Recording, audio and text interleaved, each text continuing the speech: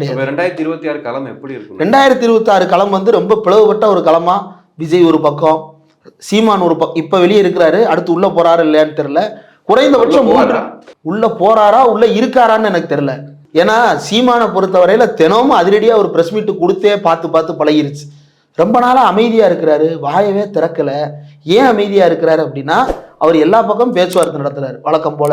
நான் கேண்டிடேட் போட்டு காசு வாங்குறதா அல்லது கூட்டணிக்கு வந்து காசு வாங்குறதான்ற குழப்பத்துல அவர் இருக்கிறாரு. இல்ல அவர் யாரை எதிர்க்கிறாருங்கிறது ஒரு டவுட்டா இருக்கு. திமுக எதிர்ப்பும் பெருசா ரீசெண்டா பேசல. ஆமா, அவர் டீல் பண்ணுங்களங்க. கீழே இருக்கிற மாவட்ட செயலாளர் மத்தியில பேச்சுவார்த்தை நடத்திட்டு இருக்காங்க. கீழே இருக்கிற மாவட்ட செயலாளர், நாம் தமிழர்கள் இருக்கக்கூடிய ஆட்கள் வந்து அங்க கடத்தப்படுறாங்க, திமுக பக்கம் போய் சேர்ந்துகிட்டு இருக்கிறாங்க.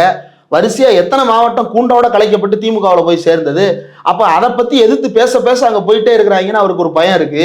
அது போக எலெக்ஷன்ல வந்து எப்படி லோக்கல் லெவல்ல டீலிங் பண்றதுன்றதான் அவருடைய பிரதான தொழிலாவே வச்சிருந்தாரு. அதுக்கும் ஆபத்து வந்துடும் போல தெரியுது.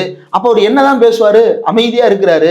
நயினார் பக்கம் ஏதாவது அவர் தான் சொன்னாரு, மாமா நயினார், மாமாவும் மருமகனும் பேசி நல்ல முடிவா எடுப்பாங்கன்னு நான் நினைக்கிறேன்.